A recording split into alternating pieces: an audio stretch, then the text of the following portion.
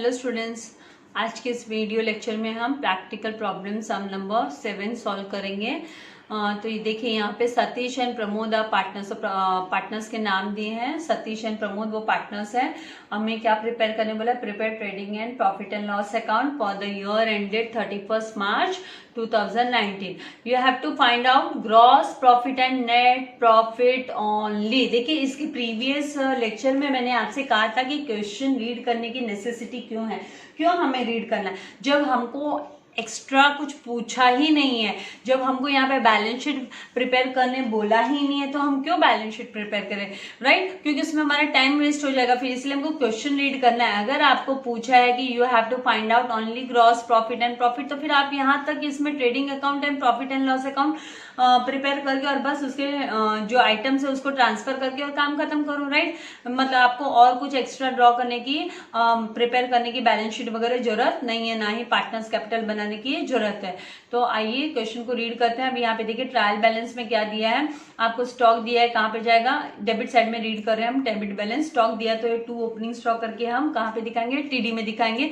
Purchases को TD में दिखाएंगे। Then wages will come under TD, then insurance will come under profit and loss account PD लिखेंगे इसके लिए।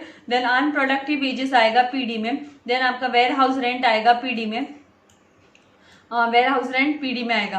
ये वेजेस सोच के आप ऐसे नहीं सोचना हमेशा आप पीडी में क्यों डाले हो। यहाँ पे ये जो वर्ड अनप्रोडक्टिव है ना, अनप्रोडक्टिव, अगर प्रोडक्टिव वर्ड होता तो हम इसको टीडी में दिखाते, लेकिन अनप्रोडक्टिव है मतलब ये प्रोडक्शन से रिलेटेड वेजेस नहीं है, इसीलिए ये ऑफिस रिलेटेड हो गई और इसीलिए हम इसको पीडी में दिखाते हैं। प्रॉफिट एंड लॉस डेबिट में दिखाएंगे। कैरेज आउटवर्ड आएगा पीडी में। देन आपका सेल्स रिटर्न है वो सेल्स में से माइनस होगा। देन ये जो सेल्स आपका ट्रेडिंग अकाउंट क्रेडिट साइड में हम लिखने वाले हैं उसमें माइनस होने वाला है। देन एक्सपोर्ट ड्यूटी हमारा प्रॉफिट एंड लॉस डेबिट में जाएगा। देन कस्टम ड्यूटी ये ट्रेडिंग अकाउंट में जाएगा, ये फैक्ट्री रिलेटेड होता है। देन सन्ड्री डेटर्स एसेट्स के अंडर में जाएगा। देन इन्वेस्टमेंट दिया है, ये भी एसेट्स के अंडर में जाएगा। देन फैक्ट्री रेंट दिया है, ये फैक्ट्री रिलेटेड है, तो हमने क्या बोला? फैक्ट्री रिलेटेड ओवरहेड्स होते हैं, आइटम्स होती है, वो कहाँ पे जाते हैं? ट्रेडिंग अकाउंट डेबिट साइड में आप एक्सपेंसेस को दिखाओगे तो ये ट्रेडिंग अकाउंट डेबिट साइड में जाएंगे। देन नेक्स्ट दिया है पोस्टेज एंड टेलीग्राम, तो ये ऑफिस रिलेटेड हुआ, इसीलिए ये हम दिखाएंगे पीडी में। तो इस तरीके से डेबिट के सारे हमने रीड कर लिए। अभी नेक्स्ट हम क्रेडिट साइड का रीड करते हैं। यहाँ पे देखिए आपको दिया सेल्स, तो सेल्स कहाँ पे जाएगा? TC trading account credit side में। देन डिविडेंड है, ये डिविडेंड रिसीव्ड है, तो ये आपका पीडी में पीसी में जाएगा। Profit and loss credit side में पीसी में जाएगा। देन परचेसेस रिटर्न, ये आपका परचेस रिटर्न कहाँ पे जाएगा? परचेसेस में से माइनस होगा। तो कभी भी जब भी रिटर्न वर्ड भी अगर ओनली रिटर्न भी आया तो आपको ध्यान देना कि ये क्रेडिट के अंदर अमाउंट है या डेबिट में। अगर ये क्रेडिट के अंदर अमाउंट है तो मतलब ये परचेस रिटर्न हुआ, ठीक है? तो इसको परचेसेस में से माइनस करना है। देन नेक्स्ट हमको दिया सन्ड्री क्रेडिटर्स, ये लायबिलिटीज में जाएगा। देन 10% बैंक लोन, ये भी लायबिलिटीज है, इसको भी हम लायबिलिटीज के अंडर में लिखेंगे। और विथ इफेक्ट ये WEF जो दिया है आपको, ये इसका फुल फॉर्म है विथ इफेक्ट फ्रॉम। तो ये कब से स्टार्ट हुआ लोन, हमने कब से लिया, कब से इम्प्लीमेंट हुआ? तो ये 1 जुलाई 2018 से ये लोन ले लिया था। तो 1 जुलाई 2018 से लेके 31 मार्च 2019 तक 9 मंथ्स होते हैं। तो ये 9 मंथ्स का ही लोन पे जो इंटरेस्ट, ये सेल्फ एक्सप्लेनेटरी एडजस्टमेंट हुआ, मतलब खुद से ये बोल रहा है कि भाई मेरे पे एडजस्टमेंट करना है, आपको मेरे पे 10% का इंटरेस्ट भी कैलकुलेट करना है और ऐड करना है मुझ में। तो हम 9 मंथ्स का ऐड करेंगे 10% इंटरेस्ट बैंक लोन का, और फिर वो इंटरेस्ट हम इसको शो करेंगे। ये हमने लिया है लोन तो हमको पेमेंट करना पड़ेगा, तो इसको हम दूसरा इफेक्ट इसका इंटरेस्ट ऑन लोन का हम शो करेंगे प्रॉफिट एंड लॉस अकाउंट के डेबिट साइड में। तो इस तरीके से इसके 2 इफेक्ट हो जाएंगे। देन नेक्स्ट दिया है आपको अदर रिसिप्ट्स, तो ये रिसीव हुआ है, इनकम है, तो इसको प्रॉफिट एंड लॉस अकाउंट के क्रेडिट साइड में हम शो करेंगे। तो इस तरीके से ट्रायल बैलेंस के आइटम्स हमने रीड कर लिए। अभी देखते हैं एडजस्टमेंट्स में क्या क्या दिया है। अभी देखिए आपको एडजस्टमेंट मतलब एडिशनल इन्फॉर्मेशन जिसके ड्यूअल इफेक्ट आते हैं, 2 इफेक्ट होते हैं। पहला आपको दिया है यहाँ पे द क्लोजिंग स्टॉक, तो the closing stock is valued at 15,400। तो इस पे इसका 2 इफेक्ट दिखाएंगे। एक तो ट्रेडिंग अकाउंट क्रेडिट साइड में बाय क्लोजिंग स्टॉक करके आप लिखोगे, एंड इसका सेकंड इफेक्ट आप दिखाओगे एसेट्स के अंडर में। लेकिन यहाँ पे तो हमको बैलेंस शीट बनानी नहीं है, राइट? लेकिन हम जस्ट रीड करने के टाइम पे हम कर लेते हैं रीड, हमको तो खाली यहाँ पे trading account and profit and loss account ही बनाना है। देन नेक्स्ट दिया है आपको आउटस्टैंडिंग वेजेस 500, तो इसका एक इफेक्ट दिखाएंगे हम, वेजेस में ऐड करेंगे ट्रेडिंग अकाउंट डेबिट साइड में, और इसका दूसरा इफेक्ट हम बैलेंस शीट के लायबिलिटी में दिखाएंगे। यहाँ पे नेक्स्ट दिया है हमको create provision for bad debts का, प्रोविजन फॉर बैड डेब्ट्स दिया है 800 का, वो डेटर्स में से माइनस होगा, और ये आरडीडी 3% वो भी डेटर्स में से माइनस होने वाला है। और इनका जो सेकेंड इफेक्ट है वो हम कहाँ दिखाने वाले हैं, हम प्रॉफिट एंड लॉस अकाउंट के डेबिट साइड में हम जो 2 आरडीडी अकाउंट का जो फॉर्मेट रेडी करते हैं उसके अंडर में हम लिखेंगे न्यू आरडीडी करके एंड न्यू बैड डेब्ट्स करके, ठीक है। यहाँ पे इससे रिलेटेड रहना, लास्ट आपको फिर ट्रांजेक्शन दिया, एक नजर घुमाओगे तो यहाँ पे देखिए हमको इस तरीके से देखना भी है कि रिलेटेड कुछ है क्या। तो यहाँ पे है ना 2000 का गुड्स है ना वो सोल्ड हो गया था एंड डिलीवर भी हो गया था 31 मार्च 2019 को, लेकिन उसकी ना एंट्री नहीं की हमने, no entry is pass in the books of account, तो बुक्स ऑफ अकाउंट्स में इसकी एंट्री नहीं पास की। इसका मतलब ये जो इफेक्ट है ना, इसका एक तो आपको सेल्स में ऐड करना है अनरिकॉर्डेड सेल्स करके, और इसका सेकंड इफेक्ट आपको डेटर्स पे शो करना है जो एसेट्स के अंडर में आता है। तो मतलब हम यहाँ पे भले बैलेंस शीट नहीं बनाएंगे, लेकिन हमको डेटर्स पे कैलकुलेशन करना पड़ेगा, क्योंकि हमें आरडीडी चाहिए एंड बैड डेब्ट्स चाहिए जो पीडी में जाने वाले हैं, राइट।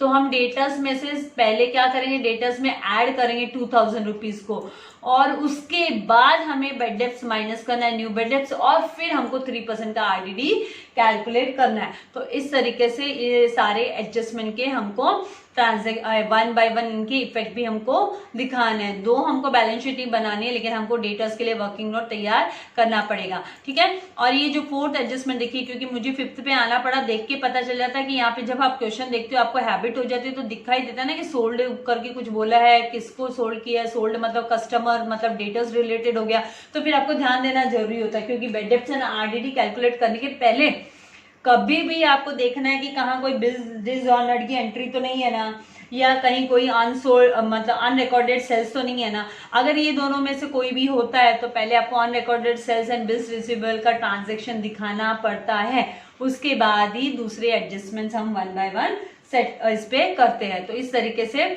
हमें करना होता है। अभी ये 4th जो दिया है यहाँ पे, goods of ₹1800 distributed as free sample, तो इसका क्या है, ये है ना आपका स्टॉक कम हो गया, आपको क्या करना है, ट्रेडिंग अकाउंट क्रेडिट साइड में शो करना है जो आपको इसको by goods distributed as free sample, right, इससे इनकम जनरेट होने वाली है, राइट। तो ट्रेडिंग अकाउंट भी आपको पता है कि नॉमिनल अकाउंट ही होता है, तो उसके भी जो क्रेडिट साइड है वहां पे इनकम एंड गेन वाले पार्ट्स होते हैं, राइट, एक तरीके से। तो यहाँ पे ये गुड्स जो डिस्ट्रीब्यूट कर रहे हैं फ्री सैंपल, ये है ना फर्दर फ्यूचर इनकम के लिए किया जा रहा है सारी प्लानिंग, राइट। तो इसको हम by goods distributed as free sample वहां पे से स्टॉक कम कर देंगे।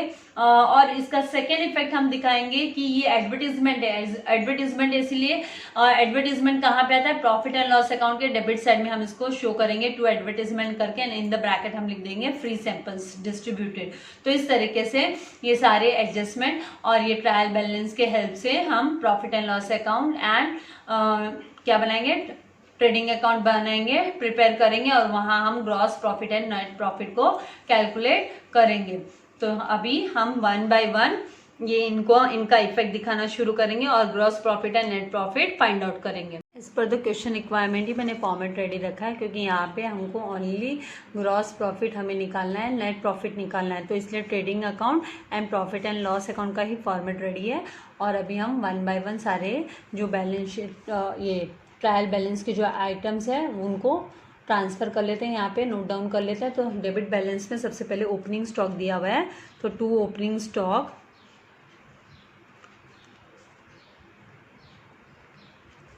अमाउंट 8700 है, आउटर कॉलम में लिख लेते हैं। नेक्स्ट हमको यहाँ पे दिया है परचेसेस, तो 2 परचेसेस, और इसको मैं इनर कॉलम में लिख लेती हूँ। क्वेश्चन रीड करने के टाइम पे देखा है कि यहाँ पे रिटर्न्स है, और क्वेश्चन पे भी नज़र जैसे जैसे हैबिट होगी ना आपको सम सॉल्व करने की, तो आपको खुद ही स्मार्ट होते जाओगे आप डे बाय डे।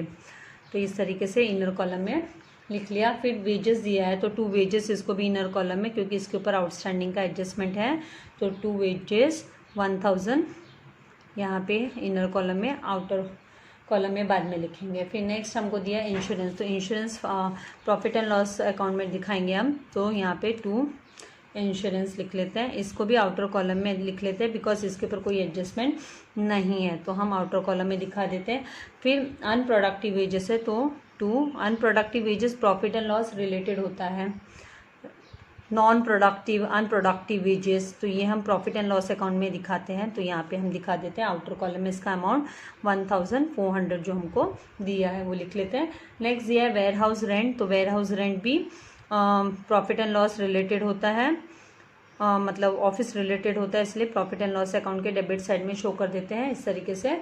और इसका अमाउंट जो दिया है यहाँ पे 600 वो हम नोट डाउन कर लेते हैं आउटर कॉलम में। फिर नेक्स्ट हमको दिया है कैरेज आउटवर्ड, ये आउटवर्ड वर्ड आया है कैरेज के साथ, इसीलिए ये प्रॉफिट एंड लॉस अकाउंट में आएगा।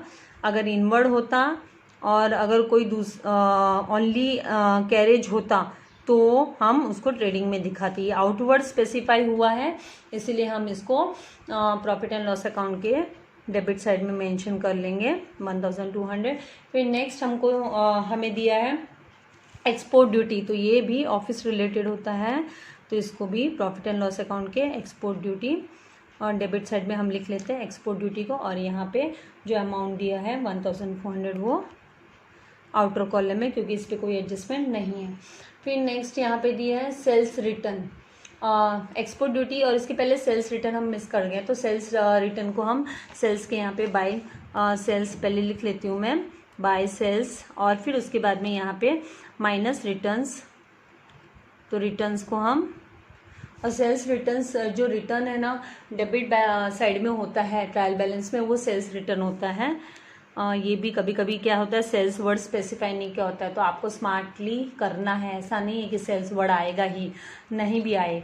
एक्सपोर्ट ड्यूटी हम ऑलरेडी रिकॉर्ड कर चुके, कस्टम ड्यूटी, तो टू कस्टम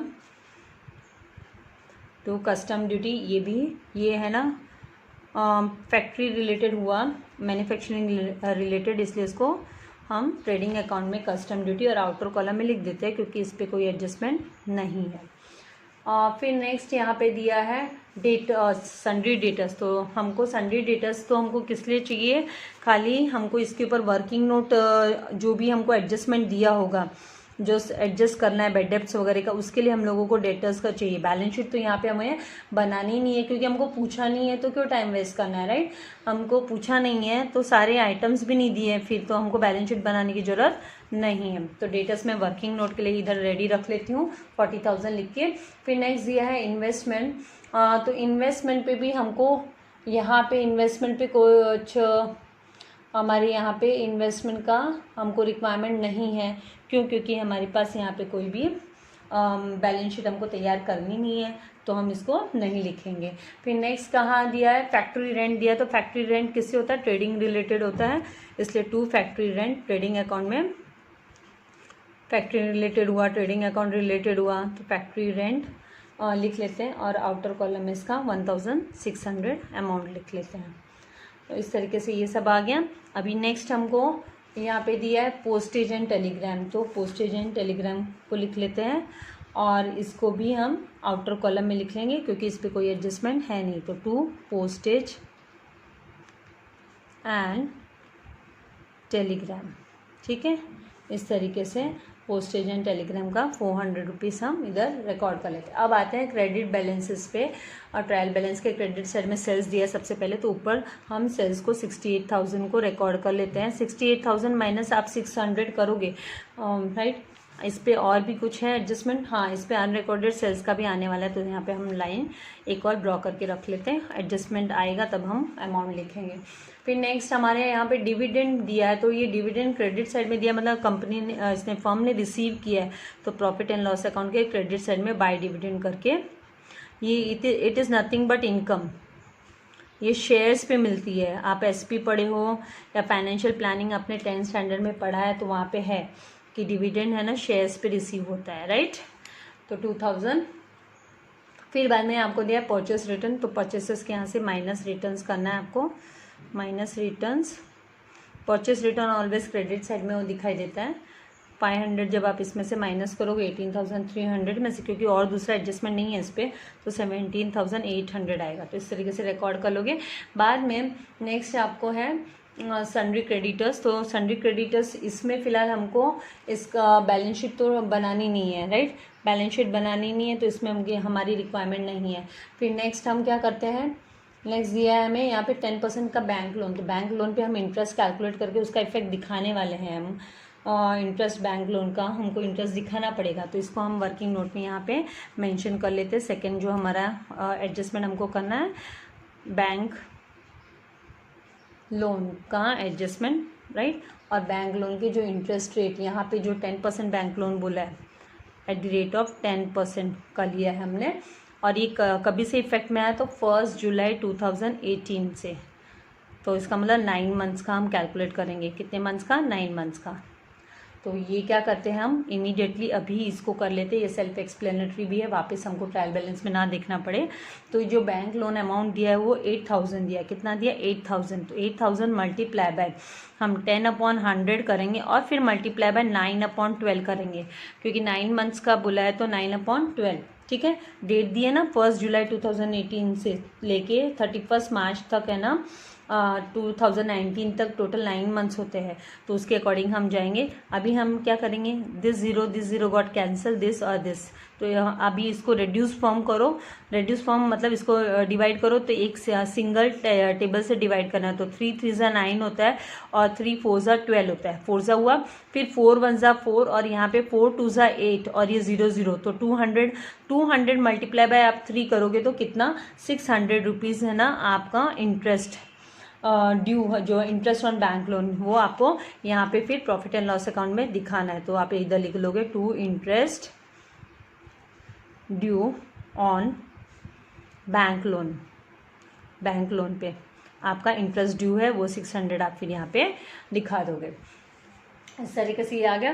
फिर उसके बाद में हमें अदर रिसिप्ट्स बोला है, तो अदर रिसिप्ट्स आप बाय, ये कहाँ पे आएगा, ये रिसीव और रिसीव होने वाली आइटम्स अदर रिसिप्ट्स, रिसीव हुई इनकम है, तो इसको हम प्रॉफिट एंड लॉस के क्रेडिट साइड में 1000 रिकॉर्ड कर लेंगे इस तरीके से। तो ट्रायल बैलेंस के सब हमने रिकॉर्डिंग कर लिया। अब हम आते हैं एडजस्टमेंट पे। तो एडजस्टमेंट में क्लोजिंग स्टॉक दिया है, तो क्लोजिंग स्टॉक के 2 इफेक्ट होते हैं।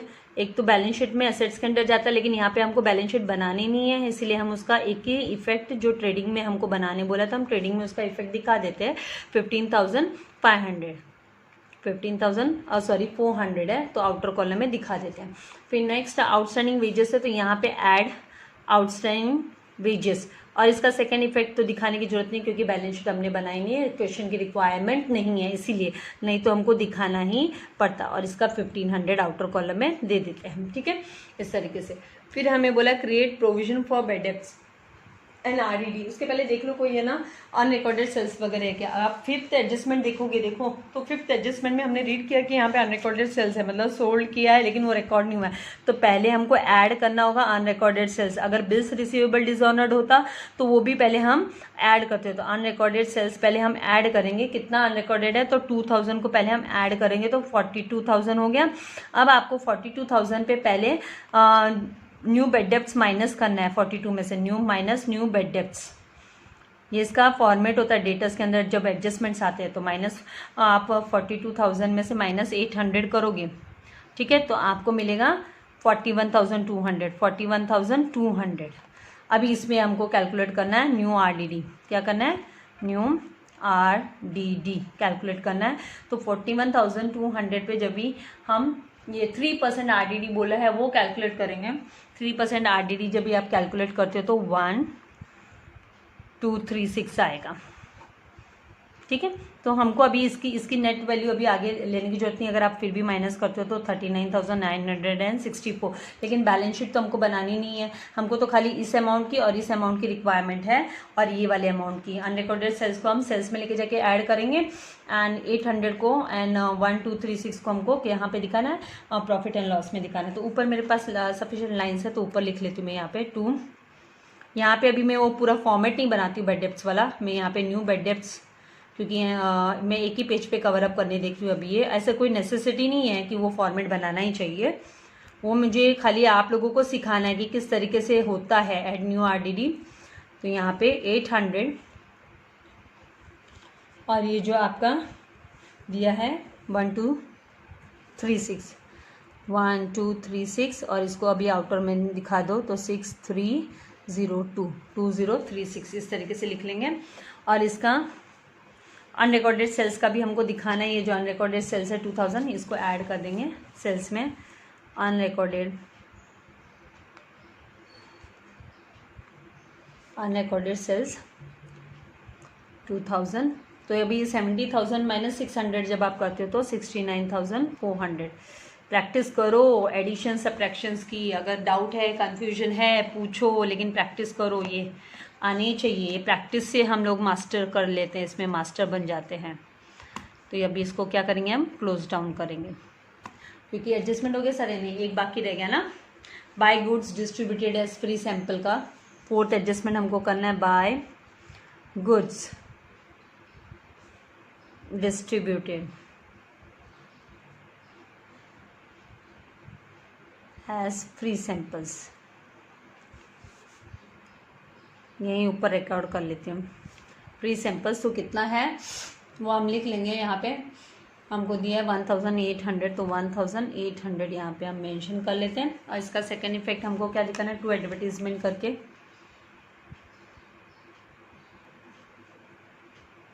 प्रॉफिट एंड लॉस में दिखाना है। फ्री सैंपल्स है ना, फ्री सैंपल्स एक तरीके की एडवर्टीजमेंट ही हो गई ना। कितने हैं 1800 का इफेक्ट यहाँ पे भी शो करना है। तो इस तरीके से ये सारे हो गए एडजस्टमेंट, सब कवर अप कर लिए। अभी हमको क्या करना है, क्लोज डाउन करके gross profit and net profit निकालना है, राइट। तो इसका सबका पहले यहाँ पे ज़्यादा अमाउंट दिख रहा है, मतलब देखने में अमाउंट बहुत सारे दिख रहे हैं, लेकिन टोटल करके देखो कि कितना आता है। जब आप इन सबको टोटल करोगे, यहाँ पे मेरे पास थोड़ी स्पेस कम है, मैं यहाँ पे जस्ट पेंसिल से साइड में लिख लेती हूँ। इनको जब हम सबको टोटल करेंगे, ठीक है, तो हमको 30,400 आएगा, 30,400। फिर आप यहाँ का टोटल देखो तो यहाँ का तो ज़्यादा ही दिख रहा है, 69 एंड 70,000, फिर ये 85,000। और तो फिर इन दोनों को भी टोटल करेंगे इन सबको तो मतलब 86,600 आएगा। तो इसका मतलब आपका क्रेडिट बैलेंस हो रहा है 86,600। यहाँ पे भी लिखेंगे 86,600। और ये जो बैलेंसिंग फिगर मतलब इन दोनों का डिफरेंस, ये जो टोटल है, ये टोटल मुझे कहाँ से, इन सब का टोटल मिला है। इन ये जो सारे हैं इनका टोटल माइनस ये जब आप करोगे इनका डिफरेंस है, वो आपका बैलेंसिंग फिगर प्रॉफिट आएगा जो 56,200 आएगा। क्या आएगा 56,200। तो इसको हम यहाँ पे 2 ग्रॉस प्रॉफिट कैरी डाउन लिख लेते हैं। ग्रॉस प्रॉफिट कैरी डाउन, एक तो ये सर्कल करने से हाईलाइट हो जाता है, राइट। आपका आंसर भी हाईलाइट होगा। अब ये ग्रॉस प्रॉफिट कैरी डाउन आपको क्रॉस साइड में लेके जाना है, क्योंकि डेबिट से हम क्रॉस साइड में इसको ब्रॉट डाउन करेंगे। तो यहाँ पे लिख लेते हैं by gross profit brought down. कितना दिया है 56,200 दिया है। अभी ये साइड में भी देखने पे पता चल रहा है, जब आप देख रहे हो कि ये साइड दिख रहा तो ज़्यादा है, फिर भी इनको पहले पेंसिल से कर लो टोटल सब। जब आप पेंसिल से टोटल करके यहाँ पे इसका टोटल लिखोगे तो 10,236 आएगा आपको, 10,236। देखना, चेक करके देखना, मेरे इसमें सोल्यूशन में एरर हो तो बताना। एरर नहीं होगा, हो भी सकता है, ह्यूमन बीइंग है, राइट। 59,200। तो अभी यहाँ पे इसका और इसका जो डिफरेंस आएगा वो आपका नेट प्रॉफिट होगा, क्योंकि क्रेडिट बैलेंस हो रहा है, क्रेडिट साइड मोर है। तो आपका क्रेडिट साइड मोर है तो फिर आपको प्रॉफिट ही होने वाला है। तो बैलेंसिंग फिगर जो आएगा आपका 48,964 आएगा। ये आपका यहाँ पे नेट प्रॉफिट हो गया। तो 2 नेट प्रॉफिट कैरी डाउन करके आप लिख दोगे। अब हमको रिक्वायरमेंट है नहीं बैलेंस शीट की, पार्टनर्स कैपिटल वगैरह भी नहीं बनाना है, तो हम यहाँ तक सम को कंप्लीट करके छोड़ देंगे, कैरी डाउन। तो इस तरीके से हमारे लेक्चर नंबर 23 में हमने प्रैक्टिकल प्रॉब्लम नंबर 7 हमने कंप्लीट कर लिया। 7 हमारा हो गया है। और नेक्स्ट वीडियो में लेक्चर नंबर 34 में मैं practical problem number 8 cover up करूँगी। तब तक के लिए बाय बाय। सब्सक्राइब नहीं किया है तो सब्सक्राइब कीजिए, लाइक कीजिए, शेयर कीजिए, एंड कोई सजेशन हो तो कमेंट बॉक्स में जाके टेक्स्ट कीजिए। Thank you very much. God bless you all dear.